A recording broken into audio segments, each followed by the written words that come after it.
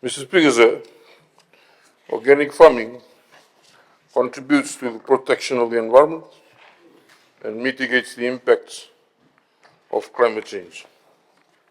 It improves the long-term fertility of the soil, increases levels of biodiversity, and reduces pollution on the environment while maintaining high animal welfare standards. I thank the Honourable Nand for the question, as it provides an opportunity to inform this August House and the nation about the plans behind converting Naduruloulou Research Station for organic research work. This would be the first among the small island developing states of the Pacific region. Mr. Speaker, sir, the Naduruloulou Research Station, a pivotal agricultural research facility, has been undergoing a transformative process to evolve into an organic station that will be crucial in the research and development of organic products in Fiji and the Pacific. This initiative is in line with national commitments under the United Nations Convention for Biodiversity towards achieving sustainable agricultural systems and meeting the increasing demand for safe food. Mr. Speaker, sir, the transition of the Naduruloulou Research Station to an organic station began in 2022. Since then, no synthetic fertilizers or chemicals were allowed into the station. The management of the fields has been through mechanical and manual means.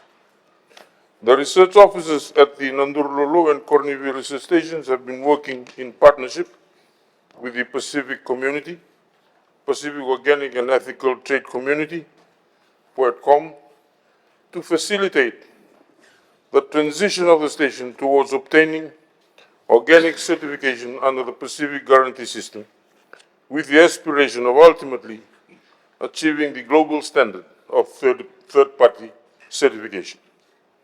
Mr. Speaker, sir, upgrading and improving the infrastructure in the station is key to supporting this transition. The Ministry is currently engaging in discussions with the neighboring village of Kasau and nearby settlements regarding the plans for the station, and these are primarily to reduce the risks of cross-contamination of synthetic materials and non-organic agricultural activities around the periphery of the station.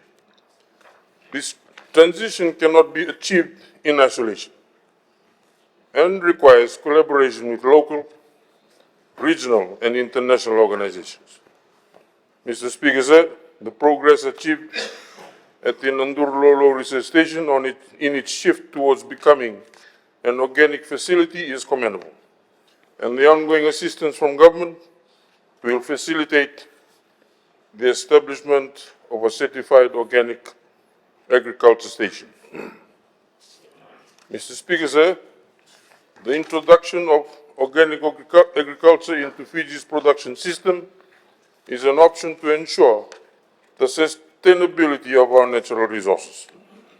The Fiji Organic Association was established in 2006, and the Ministry of Agriculture has been collaborating closely with them in the development of the organic farming sector in Fiji.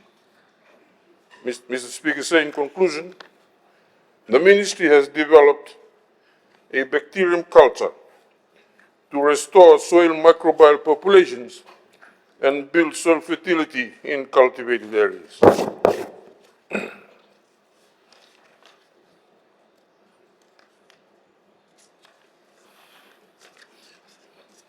This culture was launched on the 10th of June 2020 and has so far been distributed free of charge Fiji-wide from almost all agriculture stations.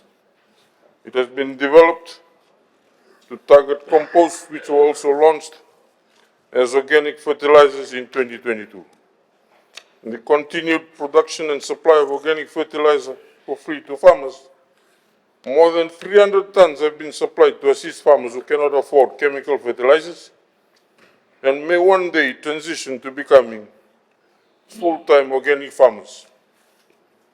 And the national organic policy is in its finalizing stage, and this will guide the organic sector.